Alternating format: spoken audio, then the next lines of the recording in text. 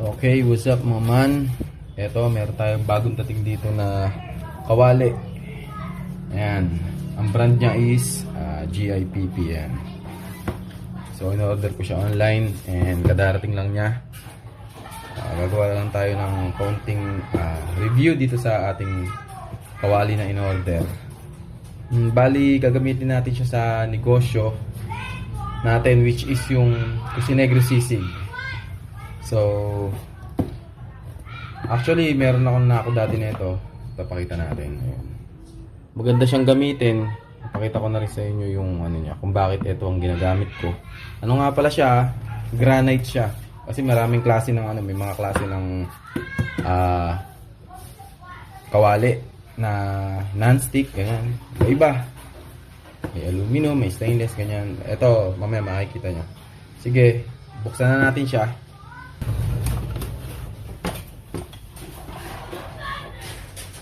Ayun siya.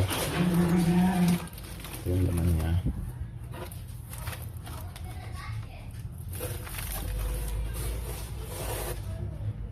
Wow. Yan. Ang ganda ng packaging nyo.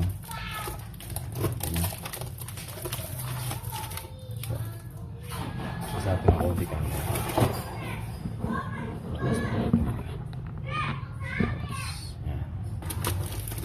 Ayan siya. Dito yung ano niya. Gamitin natin yan. Ang ganda ng ano niya. Talagang safe siya. Tapos meron siyang kasamang ganito. Ito yung ano niya, tip box. Ito yung handle niya. Yeah. Handle. Uy, may kasama na rin pala siyang screwdriver, pamili. Talagang ilalagay mo na lang. Still. Oops. Tornilyo. Pasensya na kayo dito sa amin, maingay lang. Kasi may mga batang naglalaro sa labas. Ayun, ang ganda ng handle niya. Ito. Wow. Uy, sarap hawakan, no? Wood siya na Tapos engrave yung niya, oh. Naka-engrave yung niya, yung brand niya. Tapos ang sarap niyang hawakan.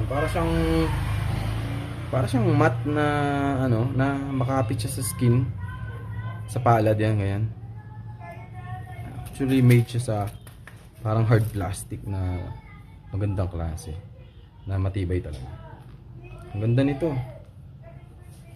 Pagka wood vibes siya, ang ganda. Natural. Tapos ikat natin to. Kasi gagamitin natin. Oops. Ingat lang. Baka ingatan natin magasgasan kung na to. Kasi ang gagamitin natin ditong sandok yung non-stick na sandok. Yung parang silicone siya. Ganun.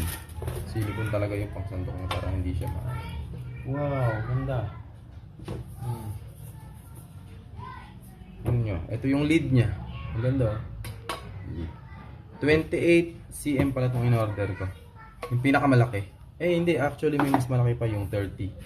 Pero ito kasi yung sinukat ko yung dati kong gamit na yun galing sa kapatid ko.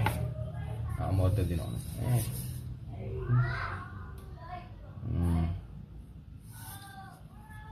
Actually, yun nga yung sinasabi ko kanina. Kaya maganda to.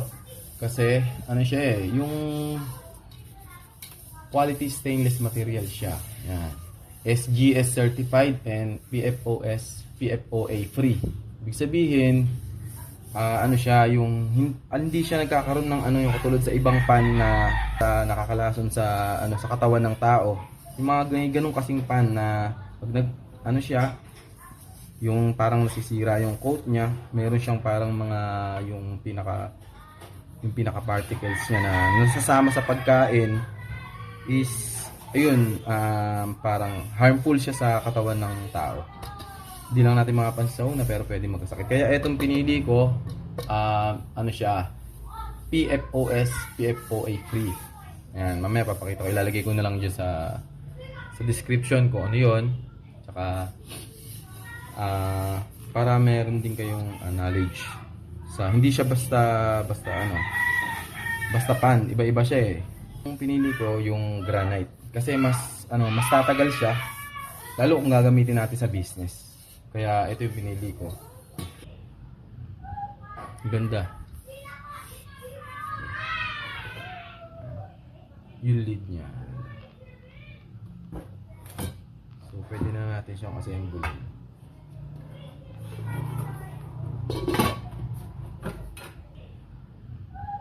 Ganda. Yung lid niya. So pwede na natin siyang assemble.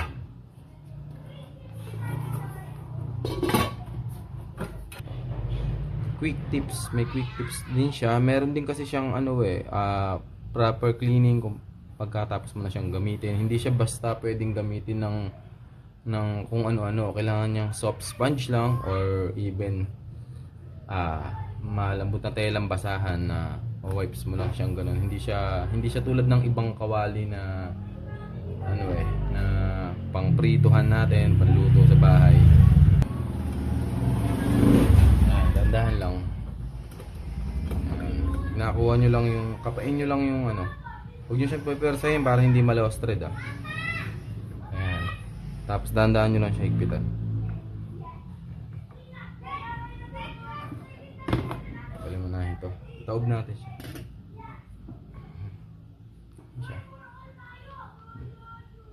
Yan mo lang siya. Yan, lock nyo lang siya na mabuti. Pero katagalan, lumuluwag-luwag din ito. Ihigpitan nyo lang siya kalahati. May kasama talaga siyang neto. Galing, nagkaroon pa ako ng pamihit. Ayan. Ang ganda ng grip nyo.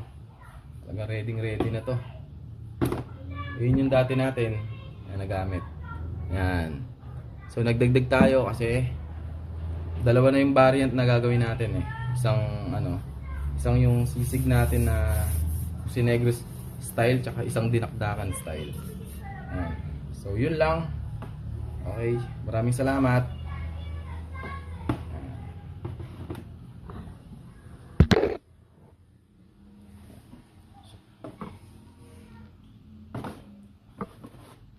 Ganda.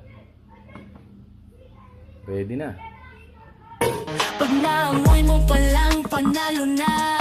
Sisig ng malupit, sarap ng masa. Crispy sa gilid, juicy sa gitna. Timpla ng pusing negro, kakaiba. Sarap na titi